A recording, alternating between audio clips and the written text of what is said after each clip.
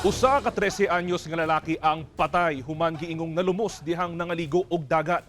Usa ka 19 anyos nga higala niini ang padayong ginapangita. Samtang pipila ka mga balay sa barangay Leon Garcia, Davao City ang nadanyos human gihapak og dagkong balod sa kadagatan.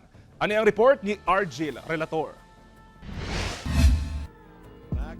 Nakapost pa og video sa iyang social media account ang 19 anyos nga si John Alfredo Amalias. Diin makita sa video nga ubay-ubay sab ang nangaligo sa dagat sa usa ka resort sa Barangay Bagua Playa, Davao City. Kini na di ay ang ulahing higayon niya human siya parayong gipangita dihang wala na ikita human naligo sa dagat. Siya uban ang higala nga si Harvey Prince Momo, 13 anyos, nangaligo sa dagat alas 3:40 Domingo sa hapon dihang nangawala. Samtang nagkadugay, nagkadakusab ang balod sa kadagatan. Taod-taod pa. Ay, nakita na isa. Turo na, ang isa ka bata. Gilayong gidala sa nakakitang nag-rescue gikan sa bantay dagat ang lawas ni Harvey Prince sa Balasan. Daplinin ninyo, daplinin ninyo.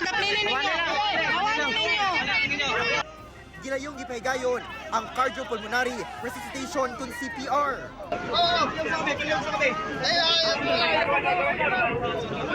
Awalan ninyo. Gi-evacuate dayon kini o gidala sa ospital apan gideklara na nga dead on arrival.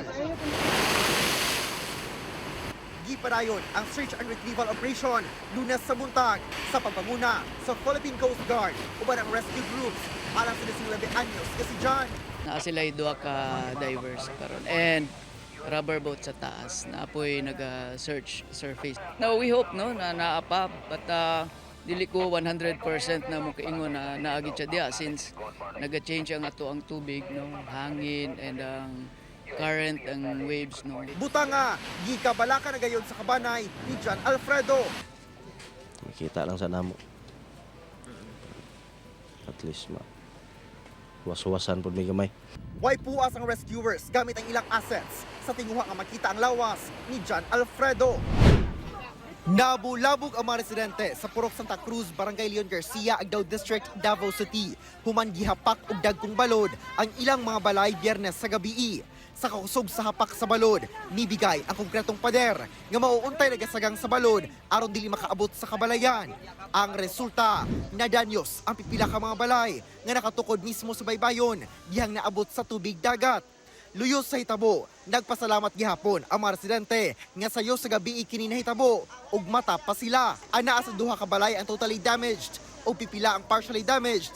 Diin anaa sa 8 ka magbanay ang apektado. Gilayon og pahigayon og taging ang mga sakop sa City Social Welfare and Development Office sa Davao City LGU aron masuta ang ihap sa mga apektadong pamilya para sa hinabang nga ihatag sa LGU. Kauban si Leo Arcajes sa kamera. Ako si Argil Relator para sa At Home with GMA Regional TV.